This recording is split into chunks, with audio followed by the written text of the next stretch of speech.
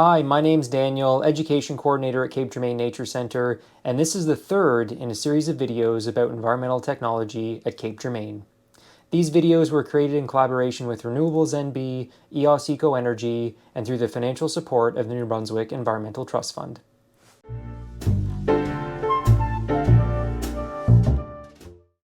In this video, I'm going to be talking about Cape Jourimain solar. There are two types of solar technologies used at Cape Jourimain: solar hot water and solar photovoltaic. The first one that I'll focus on is the solar hot water. So right now I'm standing in the staff parking lot behind the Cape Jourimain Interpretation Centre, and this big piece of equipment in front of me is our solar hot water system. It's used to help heat the Nature Centre's hot water, reducing the centre's demand for electricity. This system was installed by Funday Solar, a local company based in Jollycure, New-Brunswick. Now, as you can see, there's currently a large metal sheet covering the panels. The largest draw for hot water is our Iceboat Landing restaurant, which hasn't been open for the last few years, and so the panels haven't been in use. However, when it is in operation, the way that it works is that the solar panels absorb the thermal energy of the sun. Within the panels are a back and forth network of closed-loop tubing, which are filled with glycol, similar to our geothermal system, which I talk about in another video. The glycol, which is a non-toxic type of antifreeze, takes this heat energy and circulates it through a heat exchanger where it's transferred to water.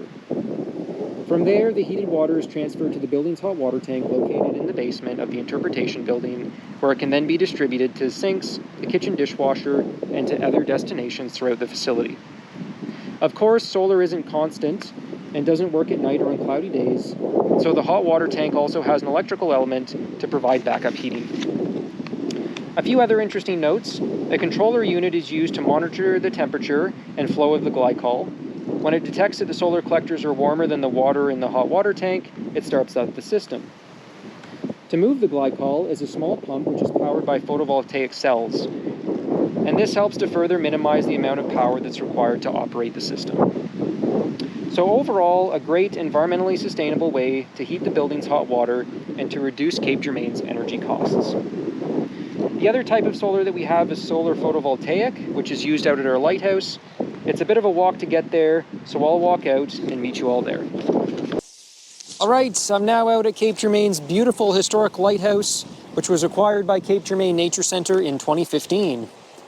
Because it can get dark inside, especially on cloudy days, it was decided that we needed lights to illuminate the interpretive content. Since there are no power lines that come out here, installing them would be expensive and destructive to habitat, it was decided that the most sustainable option would be to use solar. 3 photovoltaic solar panels were installed in 2019 by Tantramar Electric.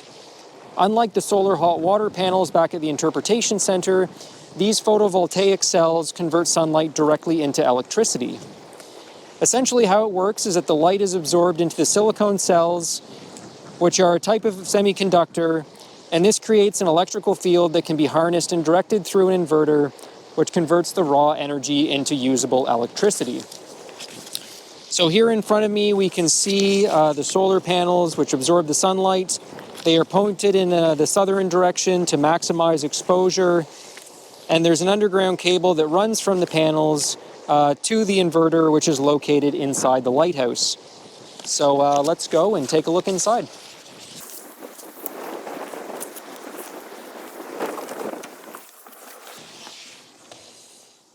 So the solar system for the lighthouse is designed to run 6 LED lights, 4 on the first floor and 2 on the second.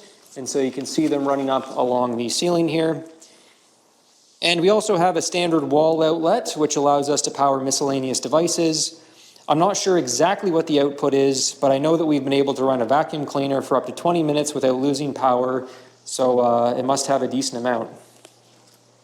All of the indoor components for the solar system are stored in this little closet underneath the balcony. And so we can have a look in here. It is pretty dark, so I'm not sure how much you'll be able to see. But it includes the control unit, the inverter, and 2 batteries, which store backup power for use on cloudy days. At full charge, the batteries are able to keep the lighthouse running for over 72 hours. They take about 3 to 5 days to recharge when fully drained and have a lifespan of approximately 5 to 8 years.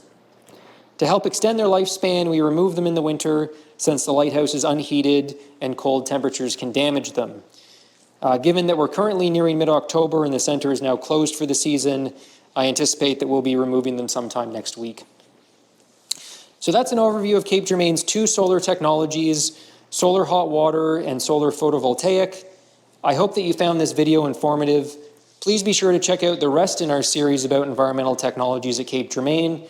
You can find them on the Renouvelables NB website at renewablesnb.ca or on the Cape Jourimain website at www.capejourimain.ca.